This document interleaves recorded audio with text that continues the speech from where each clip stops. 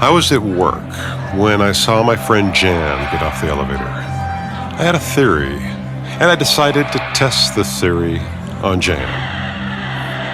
She started walking toward her desk, but I called out, "Good morning, Jan." She stopped, looked at me in surprise, came over and said, "Hey, Sean, you're here early." We chatted for a few minutes as I gathered data. When I felt good about my assessment, I said, "Boy, have I been stressed lately. My shoulders are all knotted up." I wiggled my shoulders as though trying to loosen them. Jan quickly dropped her bag and purse on the floor and, still in her overcoat, started rubbing my back. I was right. And then she leaned down and quietly asked, "How's that feeling?" Felt spectacular. That's how it felt. Things started to rise. My blood pressure, my pulse, Yeah, never mind.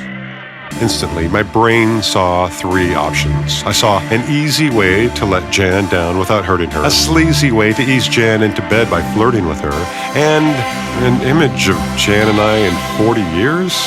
I was like, all right, calm down with that.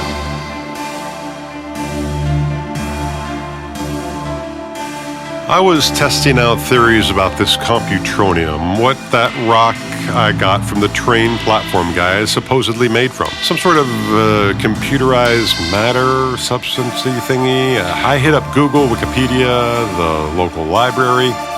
It sounded powerful. And if I could access this Computronium power, it would mean money, power, popularity.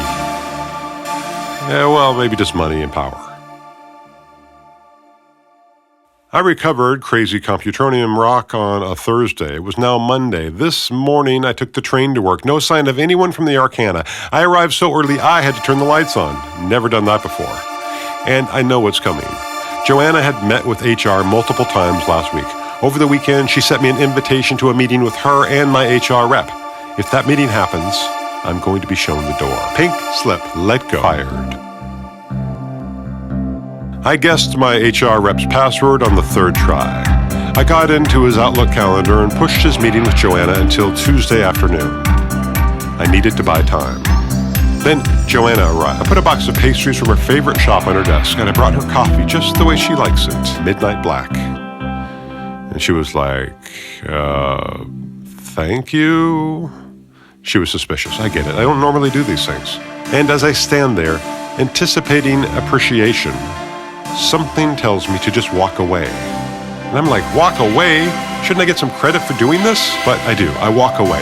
I head back to my desk, sit down, open up a terminal, and do some work. My work is classified, so I can't say exactly what I do, but it involves programming things that will explode if they aren't programmed correctly. In the past, a few of my things have exploded.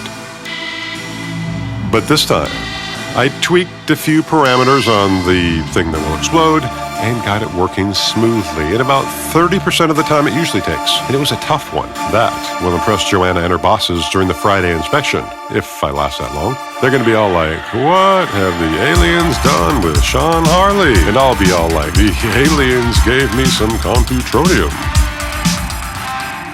So my instincts seem to have sharpened, just like I thought they would. I figured out Jan had a thing for me. I read Joanna's suspicion. My brain seemed to be able to code faster, better. This was good. This was very good.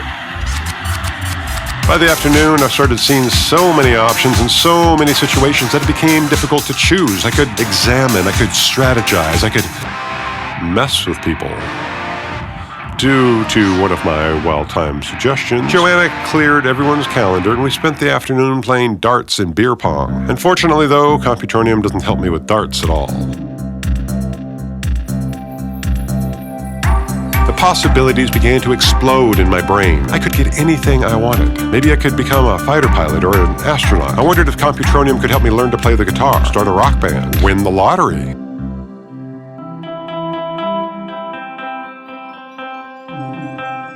Tuesday, I arrived at work, and Joanna was already there. Her hair was all frizzy, the way it gets when she's stressed. She grabbed me off the elevator and said, "Sean, the Great Lakes substation just clocked in at 0.5 wobble. Ed Har is homesick. Todd is stuck in traffic."